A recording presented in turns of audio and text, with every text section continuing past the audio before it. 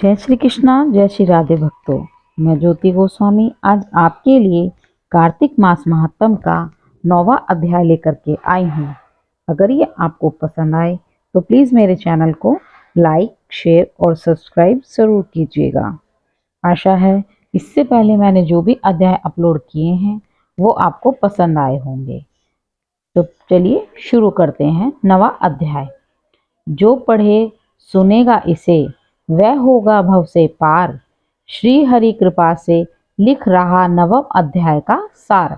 राजा पृथु बोले, हे श्रेष्ठ मुनि नारद जी, आपने कार्तिक मास के व्रत में जो तुलसी की जड़ में भगवान विष्णु का निवास बताकर उस स्थान की मिट्टी का पूजन करना बतलाया है, अतः मैं श्री तुलसी जी के महात्म को सुनना चाहता हूँ।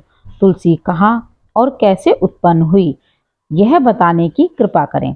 नारद जी ने कहा, हे राजन, आप सावधान होकर सुनिए।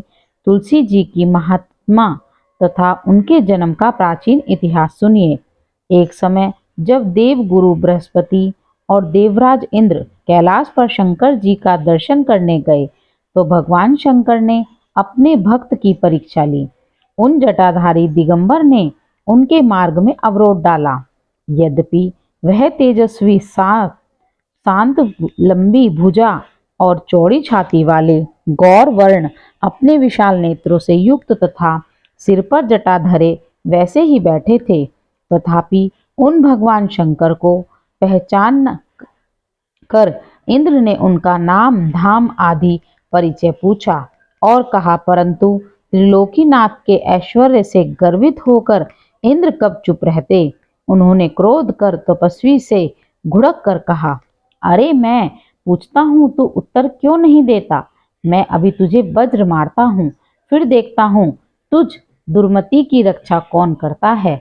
ऐसे क्रुद्ध हो इंद्र ने जो ही उस दिगंबर को मारने के लिए हाथ में वज्र लिया, त्यों ही भगवान शंकर ने वज्र सहित इंद्र का हाथ स्तंभित कर दिया और विकराल नेत्र कर भगवान शंकर ने उसे देखा।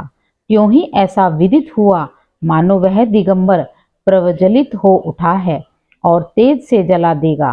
भुजाएं स्तंभित होने से इंद्र के क्रोध और दुख का अंत ना रहा, परंतु जो ही बृहस्पति जी ने उस पुरुष को प्रज्वलित देखा, त्यों ही अपनी बुद्धि से उसको शंकर भगवान जानकर प्रणाम किया और दंडवत कर बहुत सी स्तुति भी की।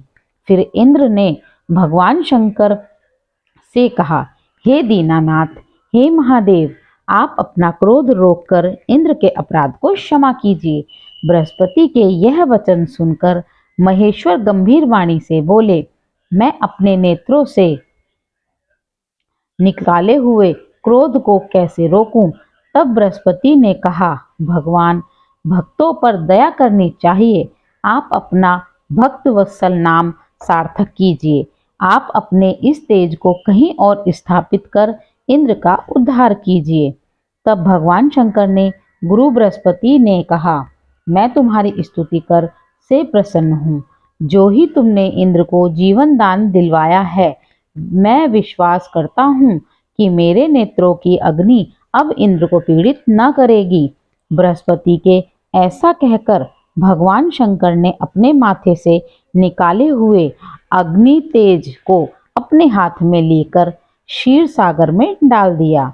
फिर लीलाधारी भगवान अंतर्ध्यान हो गए।